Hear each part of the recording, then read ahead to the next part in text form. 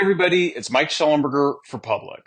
Yesterday, a Brazilian Supreme Court justice, who is also the president of the Superior Electoral Commission, lashed out angrily at ex-owner Elon Musk. At an event heavily promoted by Globo News, Alexandre de Moraes claimed that Musk is part of a vast global extremist conspiracy to undermine Brazil's sovereignty and democracy.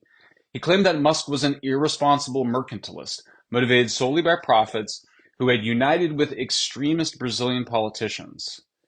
But there's no evidence of any conspiracy. Musk did not know that I would publish the Twitter files Brazil, nor did the Brazilian politicians who reacted to them. And many of the politicians and journalists who J. Moraes is demonizing as extremists are actually advocates of freedom of speech, including the right to criticize J. Moraes. Now, it's true that some of the people who J. Moraes is censoring have urged a military intervention and have made unsubstantiated claims about elections and COVID. I do not agree with many of the statements made by the people whom J. Moraes has censored. But freedom of speech means nothing if it does not protect people and ideas you disagree with. If we aren't going to allow people to criticize democracy, elections, and vaccines, how will we ever know when they go wrong? If people are spreading false information about democracy, elections, and vaccines, the best way to deal with that false information is with accurate information, not with censorship. The real extremist spreading disinformation here is J. Moraes.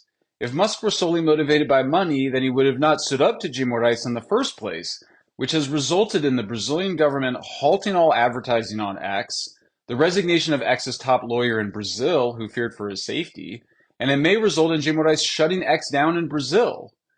He's not simply demanding that social media platforms censor specific content by controversial journalists and politicians. J. Moraes is demanding that all social media platforms ban them for life.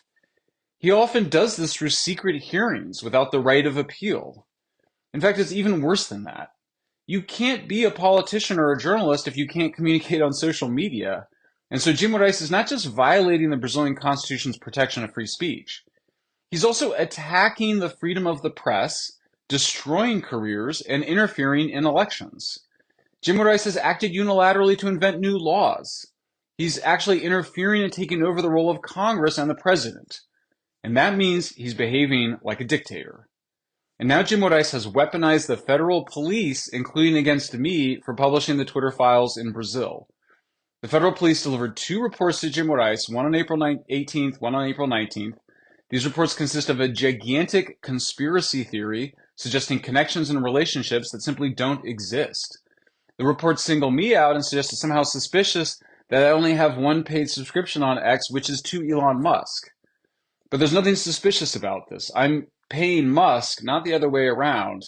And as the police report notes, Musk takes a percentage of the revenue from the people who subscribe to my content on X. The reports claim that the people who J. Moraes had demanded be censored had gained limited access to communications on X, and particularly through X's spaces, which allows for live conversation. In other words, J. Moraes is totally obsessed with silencing his enemies. It's not enough for X to have blocked their profiles, which it did. He also doesn't want them to be able to use their voice. Now, it helps the Brazilian government to pay the Brazilian news media to go along with all this. The Lula government increased government funding by 60% for Globo alone, which is the biggest media outlet in Brazil. And Globo's been demanding more censorship and running propaganda for J. Moraes. The bottom line is that J. Moraes is a brutish authoritarian. His censorship is as bad as the censorship imposed by Brazil's military dictators. He's seeking as a judge to eliminate particularly politicians and journalists from public life. This is hardly the first time that J. Moraes has weaponized the federal police. And in calling Elon Musk a foreign mercantilist, J. Moraes is using the exact same kind of nationalist rhetoric that he has attacked his enemies for using. So why does J. Moraes have so much power? In Brazil, people told me it was because J. Moraes controls so many court cases involving rich and powerful people, including politicians and other judges. The solution is for Brazil's Congress to open an investigation known as a Parliamentary Commission of Inquiry, or CPI. Now, it's true, a CPI can't evaluate judicial decisions, but it can evaluate judicial abuses of power, and that is obviously what is happening here. Under a CPI, Brazil's Congress could gain access to communications between police and judges or anyone else. It could also hear from the victims of censorship. It could bring light to thousands of cases under secrecy. And it could discover how social media platforms were compelled to obey or collaborated with the regime. Musk has taken extraordinary and historic actions to protect freedom of speech. So too has the US Congress. Now it's time for Brazil's Congress to act against the anti-democratic extremism of de Moraes.